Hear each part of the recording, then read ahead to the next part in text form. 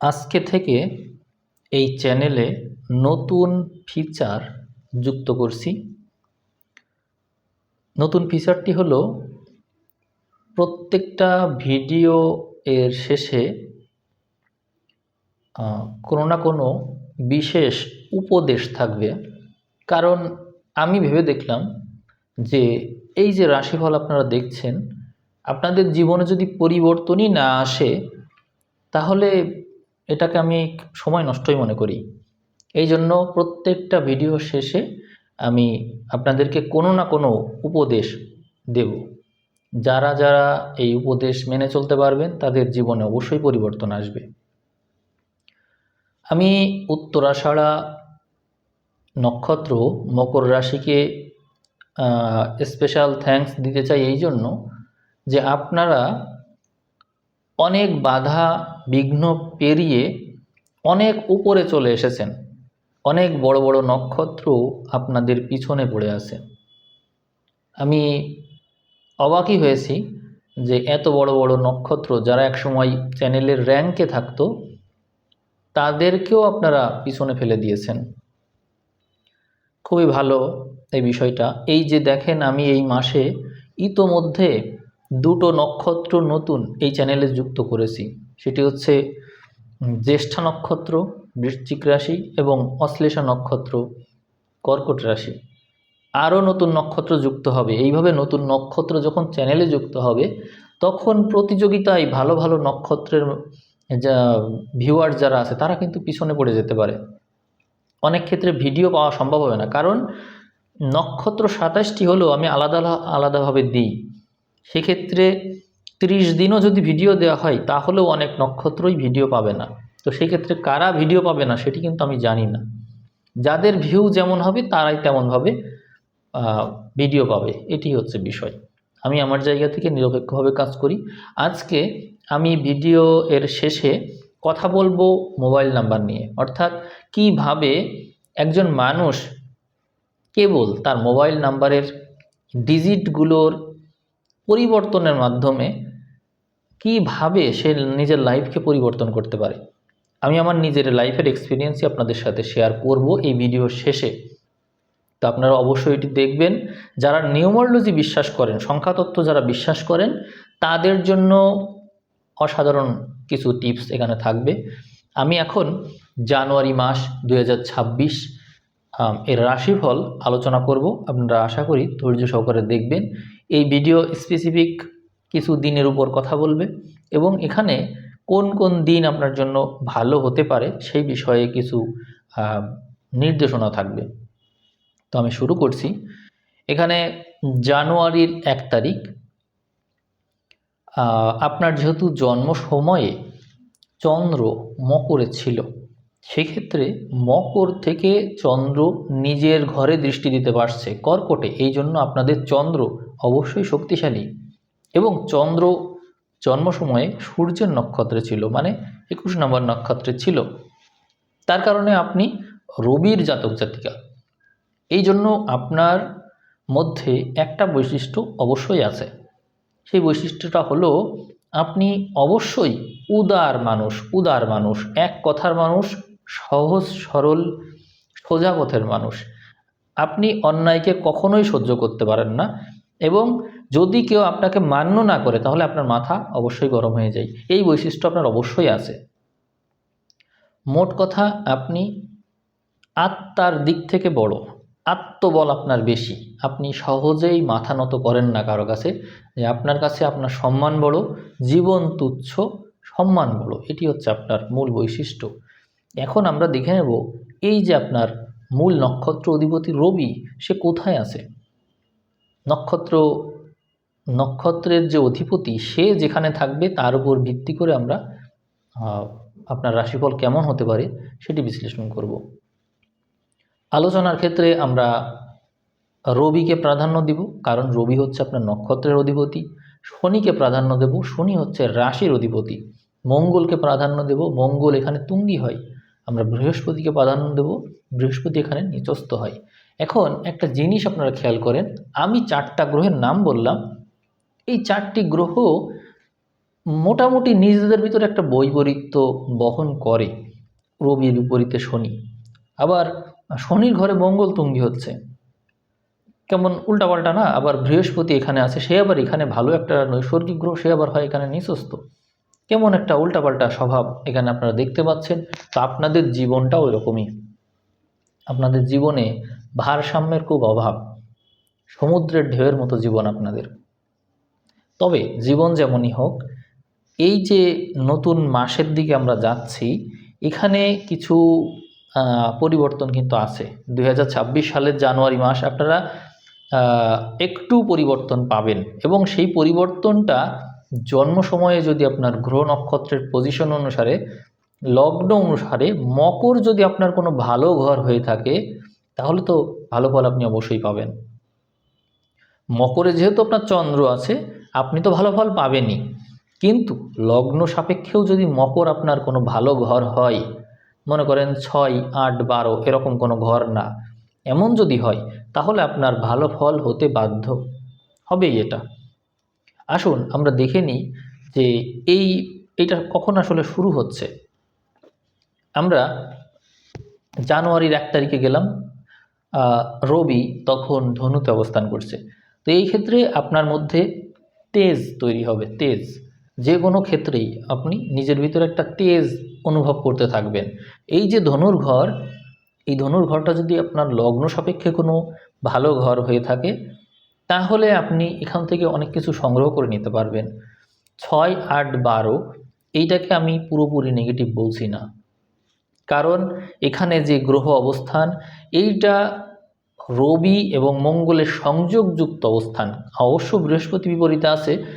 আপনারা মনে রাখবেন, যে ঘটনায় আপনাদের সাথে ঘটুক বা যে পরিস্থিতি সামনে আপনারা দেখুন না কেন, কোনো ঘটনাই গোপনে ঘটবে না, সকল ঘটনা প্রকাশ পেয়ে যাবে। যত ঘটনাই ঘটুক সব কিছু প্রকাশিত হয়ে যাবে। এটি হচ্ছে এই সময়ের সবচেয়ে গুরুত্বপূর্ণ বিষয়। আপনারা মনে রাখবেন, রবি মঙ্গল এটি কিন্তু আপনাদের রাশির অত্যন্ত বলবান গ্রহ। তার কারণে রবি মঙ্গলের সংযোগ এবং অগ্নি রাশিতে তার সংযোগ অত্যন্ত শুভ এবং বৃহস্পতির দৃষ্টিপ্রাপ্ত। এই জন্য আপনাদের সময় ভালো চলছে। তবে আপনাদের যতটুকু সময় ভালো চলছে, এর থেকে অন্তত 4 গুণ ভালো সময় এই মাসের মধ্যেই আছে। আমি সেটি অবশ্যই বলবো সামনে এক এক করে।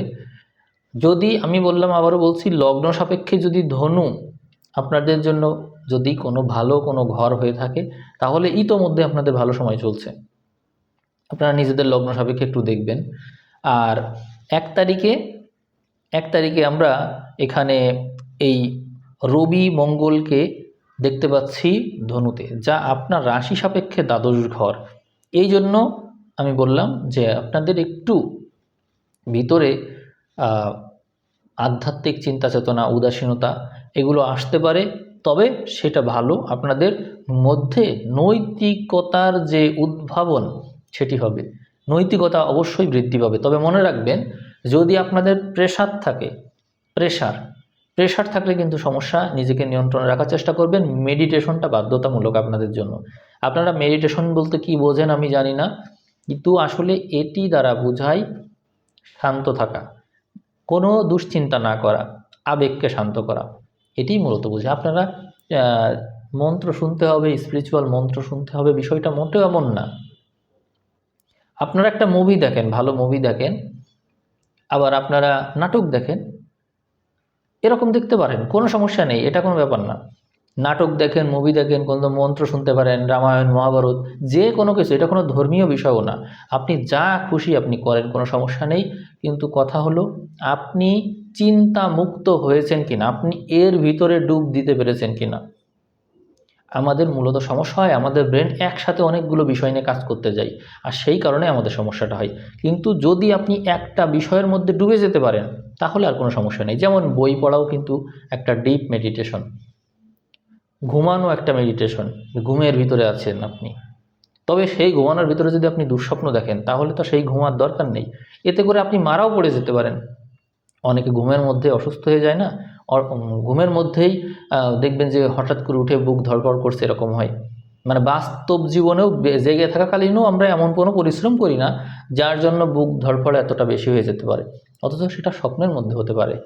এই জন্য বলছি যে মেডিটেশনটা হলো, হয় আপনি চিন্তা মুক্ত হবেন অথবা একটা চিন্তার ভিতরে থাকবেন, কোনো কিছুর ভিতরে ডুবে যাবেন।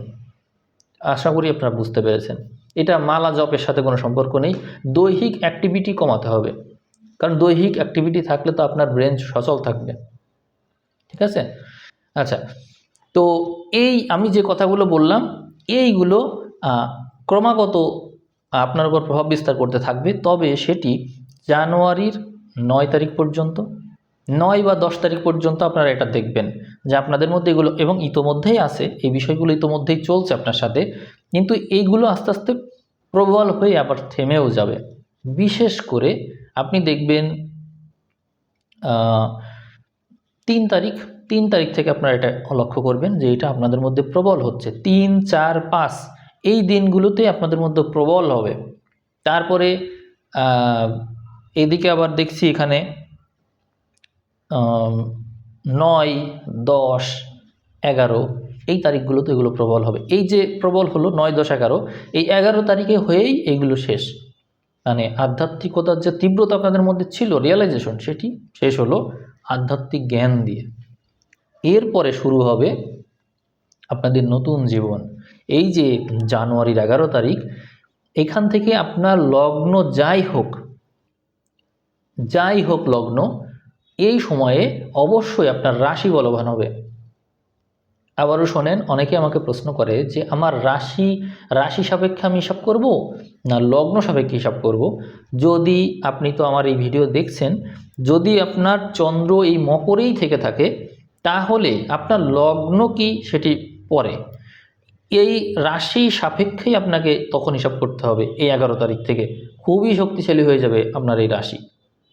যদি আপনার লগ্ন মকর, মানে মকর লগ্ন যদি হয়, মকর রাশি মকর লগ্ন, অথবা কর্কট লগ্ন, এইটা যদি হয়ে থাকে আপনার, তাহলে আপনি অবশ্যই লগ্নকে গুরুত্ব দিবেন, আর সাথে তো রাশি গুরুত্বপূর্ণ থাকছেই, তা আপনার জীবন তো অবশ্যই ভালো।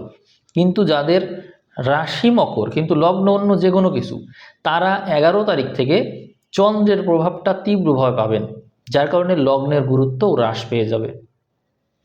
তো দেখুন তাহলে কি হতে যাচ্ছে। প্রথমেই আপনার রাশিতে চলে আসবে শুক্র।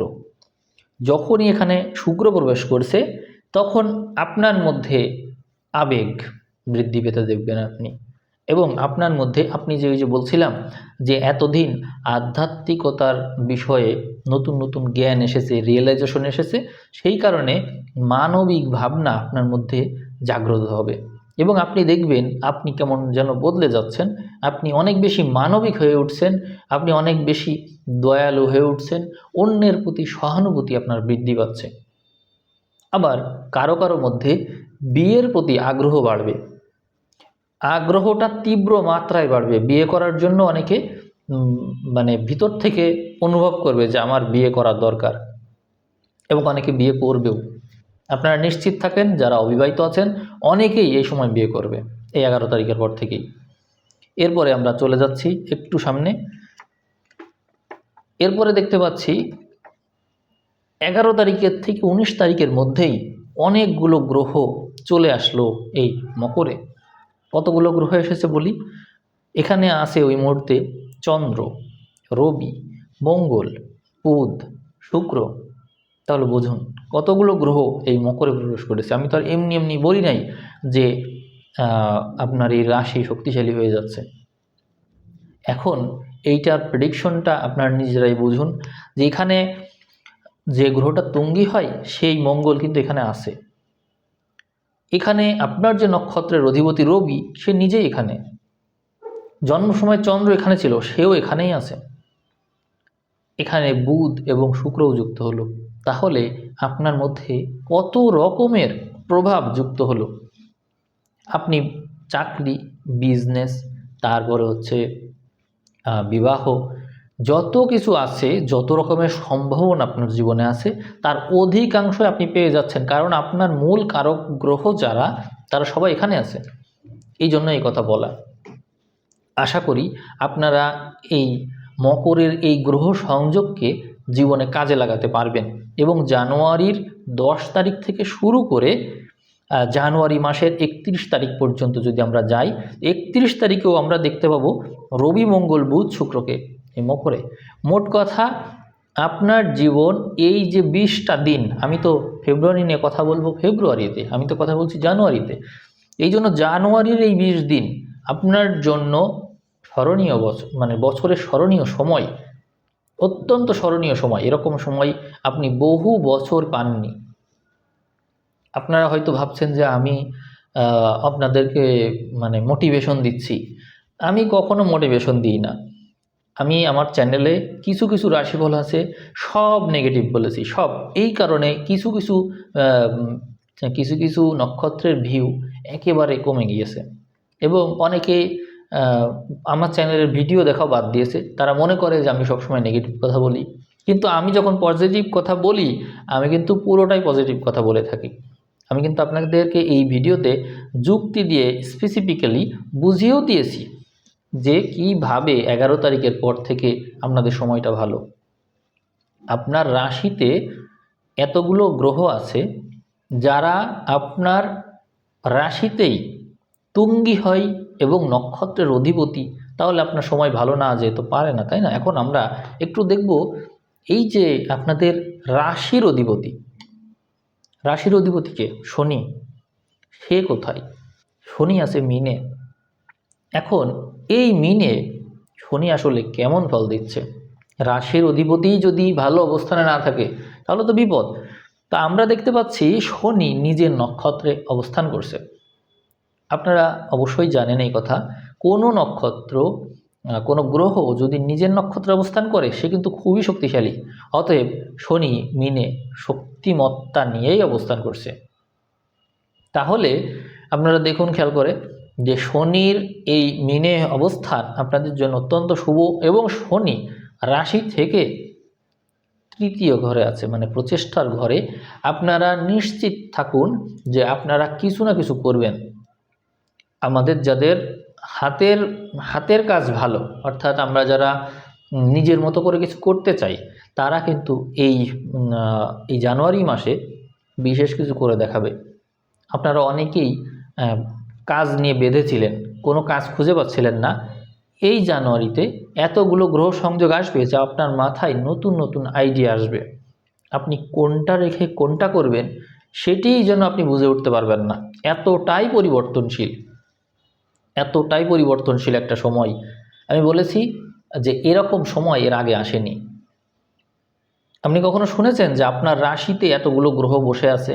এই 25 সালে তো আমার মনে হয় না আমি এরকম রাশিফল আপনাদেরকে দিতে পেরেছি। কারণ আপনাদের দিব কি করে? আপনাদের এই নক্ষত্র ফলই তো আমি দেওয়া শুরু করলাম, বেশি দিন হয়নি। এর আগে মনে হয় কয়েকবার দিয়েছি, তারপরেই আপনাদের ভিউ বেশি হয়ে যাওয়ার কারণে আপনারা আবার পাচ্ছেন।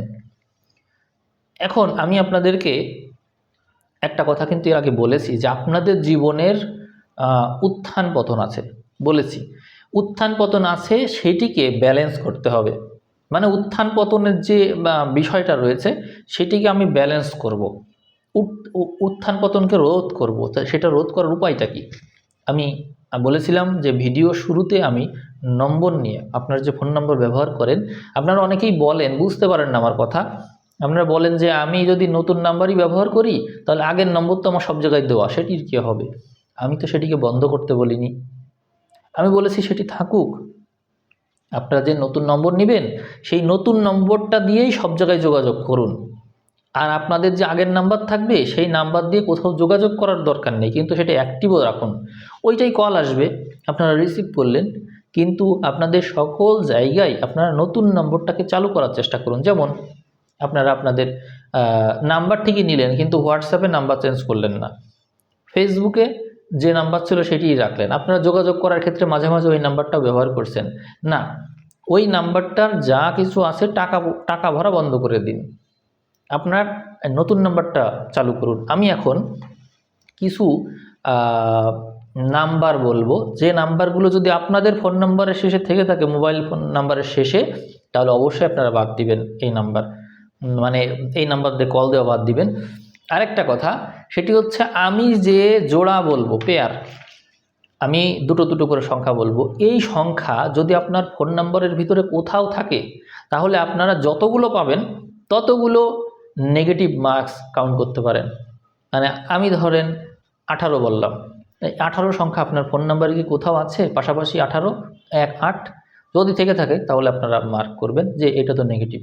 এরকম করে আমি 1 থেকে 98 পর্যন্ত বলবো। যদি আপনাদের ভিতরে এই নাম্বারের ভিতরে এই সংখ্যা থেকে থাকে আপনারা নিজেরাই বুঝবেন যে আপনাদের ফোন নাম্বার কতটা নেগেটিভ। আর ফোন নাম্বারের শেষে যদি এই নেগেটিভ সংখ্যা থেকে থাকে এই নাম্বার অবশ্যই বাদ দিতে হবে। বুঝতে পেরেছেন? তাহলে আপনাদের আমি মনে করছি যে আপনাদের যেহেতু উত্তরাষাঢ়া নক্ষত্র, মকর রাশি, ম্যাক্সিমামের এই ফোন নাম্বারে সমস্যা আছে। ম্যাক্সিমাম মাত্র 5% মানুষ আছে, আমি আমার যে ভিডিও আপনারা দেখছেন মাত্র 5%, 100 জনে 5 জন থাকবে যাদের নাম্বার ঠিক আছে, আর ম্যাক্সিমামের সমস্যা। আপনারা কমেন্ট করবেন, আপনারা যারা যারা ভিডিও শেষ পর্যন্ত দেখেছেন প্রমাণ পেয়ে যাবেন যে আসলেই সমস্যা ছিল।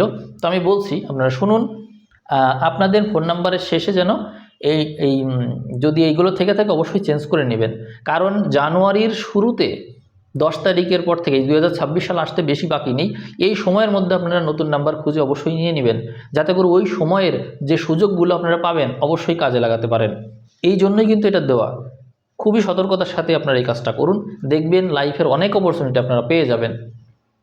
আমি আমার নিজের ফোন নাম্বারের শেষেই কিন্তু এরকম পরিবর্তন এনেছি। আনার পরে আমার চ্যানেল কিন্তু এখন সংখ্যায় 2টো চ্যানেল, এবং চ্যানেল কিন্তু অনেক দ্রুত গ্রো করেছে। আমি কিন্তু কখনো আমার চ্যানেলে কোনো অ্যাড দিইনি, আমার চ্যানেলকে আমি কখনো প্রমোট করিনি, তারপরেও দেখুন হয়েছে। কিন্তু কনসালটেশন তো প্রায়ই থাকে। তো আমি আপনাদের পরামর্শ দিচ্ছি আপনারা এই কাজটা করুন, নিউমারোলজির হেল্পটা নিন, খুব হেল্প পাবেন আপনারা। আপনারা নাম্বার জোড়াগুলো শুনুন, এবং এই জোড়া যদি আপনার ফোনে থেকে থাকে বাদ দিয়েন।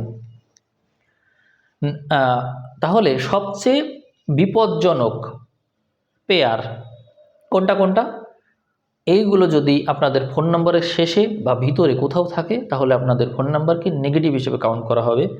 আমি নাম্বার বলছি: 17, 18, 24, 25, 28, 34, 38, 42, 43, 44, 45, 46, 47, 48, 49, 52, 54, 57, 59, 61, 64, 67, 69, 71, 74, 75, 76, 77, 78, 79, 81, 82, 84, 87, 88, 89, 94, 96, 97, 98। দেখুন আমি যে সংখ্যাগুলো বললাম আপনারা দেখবেন আপনাদের ফোন নাম্বারের শেষে এই সংখ্যা আছে কি না। যদি থাকে ফোন নাম্বার তো পরিবর্তন করতেই হবে। আর যদি এই যে পেয়ার যা আমি বললাম জোড়া, যদি আপনার ফোন নাম্বারের ভিতরেও কোথাও থাকে তাহলেও সেটা নেগেটিভ হিসেবেই কাউন্ট হবে। এবং যদি একাধিক পান, পাশাপাশি সংখ্যা একাধিক, তাহলে সেটা আরও বেশি নেগেটিভ। আশা করি আপনারা বুঝতে পেরেছেন। এই পরিবর্তন আনলে আপনাদের লাইফের আসা অর্ধেক সমস্যার সমাধান হয়ে যাবে। অর্ধেক সমস্যার সমাধান হয়ে যাবে। বুঝতে পেরেছেন? করে দেখুন, কাজটা করে দেখুন। করতে গেলেই বুঝবেন কতটা কঠিন এই পরিবর্তনটা আনা। ভাগ্য পরিবর্তন করা এত সহজ কাজ না, এর জন্য অনেক এফোর্ট দিতে হয়। তো আমি আজকের এই রাশিফল এখানে শেষ করব। আশা করি এই তথ্য আপনাদের ভালো লেগেছে। ভিডিওকে অবশ্যই শেয়ার করার চেষ্টা করবেন। আপনাদেরকে আগেও বলেছি, ভিউ যদি বেশি না হয় ভিডিও আপনারা শুরুতে পাবেন না, শেষের দিকে পেতে পেতে লেট হবে এবং নাও পেতে পারেন। এজন্য আমি আপনাদেরকে সচেতন করে দিচ্ছি আগেই। সবাই ভালো থাকবেন। আজ এ পর্যন্তই। ধন্যবাদ সবাইকে।